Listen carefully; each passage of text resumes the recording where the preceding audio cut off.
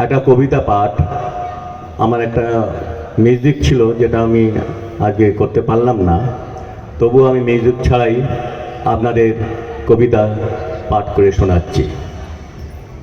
আপনারা জানেন মহাভারতের দুজন আকর্ষণীয় ব্যক্তিত্ব কর্ণ এবং দ্রৌপদী, যার আর এক নাম পাঞ্চালী। এই দুজনের কথোপকথন যখন আমাদের মহাভারতের বিখ্যাত যুদ্ধ কুরুক্ষেত্র হয়েছিল, তার প্রাক্কালে পাঞ্চালী কর্ণের কাছে আবেদন নিয়ে আসেন যুদ্ধ না করার জন্য। কারণ তিনি জানতেন কর্ণ বিশাল একজন বীর, তিনি তার পঞ্চস্বামীদের হারিয়ে দিতে পারেন। এই ঘটনার উপর ভিত্তি করে কবিতা কর্ণ পাঞ্চালীকে, রচনা দেবেশ ঠাকুর। একই পাঞ্চালী, এত রাত্রে তুমি একা এই গভীর অন্ধকারে, আমি জানি কি অনুরোধ নিয়ে এসেছো তুমি। তোমার ওই জল ভরা চোখের পাতার অক্ষর, ওই ভেজা ঠোঁটের কম্বন, অঙ্গুলির ওই প্রক্ষিপ্ত চারণ, আমি জানি যাজ্ঞসেনী তোমার অনুরোধের ভাষা।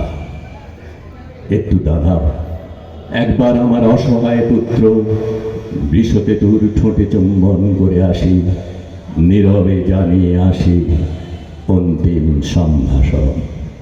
তোমার স্বামীদের কপট অস্ত্র চালনায় আজ সরসজ্জায় পিতামহ ভীষ্ম, তোমার ধর্মপুত্র স্বামীর কপট সংলাপে অস্তপিত গুরু দ্রোণাচার্য। অস্ত্র ধারণ করবেন না প্রতিশ্রুতির পরেও যুগাবতার কৃষ্ণ আক্রমণ করতে যান বিশ্বকে। আমি জানি কর্ণপর্বের পরিণতি, তবুও তুমি বৈতব্যের আশঙ্কায় ছুটে এলে এত রাত্রে। পাঞ্চালী, আমি প্রতিজ্ঞা করেছিলাম অর্জুন ছাড়া কোনো পাণ্ডবের প্রতি মারণ অস্ত্র নিক্ষেপ করব না। আমি পালন করছি সেই প্রতিজ্ঞা। যুধিষ্ঠির, ভীম, অনুজ দুই পাণ্ডবকে বৃহৎ দূরত্বে পেয়েও প্রিয় বন্ধুর অনুরোধ হত্যা করিনি। তাহলে তোমার শিবিরের আশঙ্কা কেন? তুমি সেই ভাগ্যবতী বৈতব্য যাকে কোনোদিন স্পর্শ করবে না। তোমার কিসের ভয় না পড়বে? আমার আজ কিছু নেই, আমার কবচ কুণ্ডল হয়েছে অপহৃত। অর্জুনের জন্য রক্ষিত আমার কাগ্নিবাণে বিদ্ধ করেছি আমারই মতো অসহায় ঘটোৎকচকে। তবু আমাকে ভয়, আমার বাহুকে আশঙ্কা। পাঞ্চালী, আমি আজ দিন ভিক্ষুকের চেয়েও দিন, গলিত রোগগ্রস্ত মানুষের চেয়েও একা, রাহুগ্রস্ত সূর্যের চেয়েও অসহায়, শকুনির পরিত্যক্ত হাড়খণ্ডের চেয়েও বর্জিত। আমি জেনেছি আমার জন্ম এক বিপন্ন মুহূর্তে, এক কুমারী জননী লজ্জায় ঘৃণায় আমাকে মঞ্জুষায় ভরে দাসীর হাত দিয়ে ভাসিয়ে দিয়েছিল জলে, অনিশ্চয়ের উদ্দেশ্যে অথবা সংশয়ের উদ্দেশ্যে। আমি জানি আমি জাত নেই, ধর্ম নেই, কুল নেই, মান নেই, আশ্বাস নেই, বিশ্বাস নেই, প্রেম নেই। আমি জানি রাজপুত্র হয়েও কৃত্য, ক্ষত্রিয় হয়েও সূতপুত্র। আমার জন্ম অভিশপ্ত, জীবন অভিশপ্ত, প্রেম অভিশপ্ত। গুরু দ্রোণ আমাকে প্রত্যাখ্যান করেছেন, বীরত্বের পরিচয় দিয়ে উত্তীর্ণ হও আমি কেন তোমার কাছে অচ্যুত? আমার হৃদয় কি প্রেম ছিল না? আমার অনুভবে কি বিশ্বাস ছিল না? তবু আমি বিতাড়িত, প্রত্যাখ্যাত। আমি প্রাণী, আমি পিত্ত, আমি সূতপুত্র।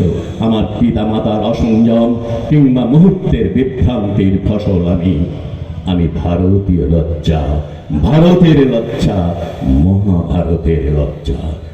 গুরুপতির কৃপায় ক্ষুদ্রঙ্গ রাজ্যের রাজা হয়েও আমি বিশ্বদ্রোণ শল্যের পঙ্ক্তিভুক্ত নই। জানো পাঞ্চালী, ক্ষত্রিয় গুরু দ্রোণের কাছে আঘাত পেয়ে আমি গুরু পরশুরামের শরণাপন্ন হয়েছিলাম, গোপন করেছিলাম আমার পরিচয়। বলেছিলাম আমি ব্রাহ্মণ।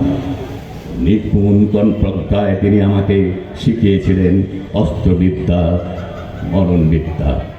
একদিন দিবাভাগে যখন তিনি আমার জানুতে মাথা রেখে নিদ্রাভগ্ন, একটি বজ্রকীট আমার রক্ত চুষে খাচ্ছিল। অসহ্য যন্ত্রণা তো সামান্য পদচারণা করিনি, পাছে আমার গুরুর নিদ্রাভঙ্গ হয়।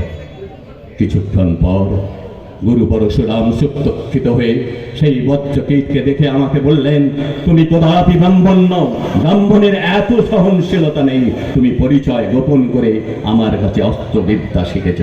এই মিথ্যাচারিতার জন্য আমি তোমায় অভিশাপ দিচ্ছি, চরম মুহূর্তে তোমার রথচক্রে গ্রাস করবে মেদিনী। আমার জন্ম অভিশপ্ত, প্রণয় অভিশপ্ত, জীবন অভিশপ্ত, শিক্ষা অভিশপ্ত। আমার সারা জীবনটা শুধু শূন্যতায় পূর্ণ। আমি যেন এক পালহীন, দাঁড়হীন, দিশাহীন নৌকা। ভাগ্যদেবী আমাকে ভাসিয়ে দিয়েছেন অনিশ্চিতের সাগরে। পাঞ্চালী, তবু আজ অকপটে বলি, তোমায় আমি ভালোবাসি। আমার আশার প্রথম অঙ্কুর তুমি। যে দেখো, পূর্ব দিগন্ত লাল হয়ে আসছে, আমার উপাস্য দেবতা আসবেন তার সপ্তরথের আরোহী হয়ে। পাখি গাইবে পাশায়, শিশু আর নদী হাসবে কলকলস্বরে। ঋত্বিক তাপস আহ্বান করবেন উষাকে, যুবা কুসুম সংকাশং কাশ্যপ্যাম মহাদ্ভুতে। তখন কুরুক্ষেত্র সমাঙ্গনে আমি হারিয়ে যাব ধুলায় কাদায়। যাজ্ঞসিনী, তুমি জানো তোমাকে আমি প্রত্যাখ্যান করব না। তোমার জন্য সর্বস্ব দিত আমি কুণ্ঠিত রই। তোমাকে উপহার দেব আমার এই বজ্রাহত জীবন। প্রকাশ্যে নয়, সূর্য অস্ত গেলে নিভৃত অন্তরালে। আমার এই অপূর্ণতার জন্য এক বিন্দু চোখের জল ফেলো পাঞ্চালী। আমার এই অপূর্ণতার জন্য এক বিন্দু চোখের জল ফেলো। সেই হবে আমার মরণের পরম উজ্জ্বল সার্থকতা। ধন্যবাদ।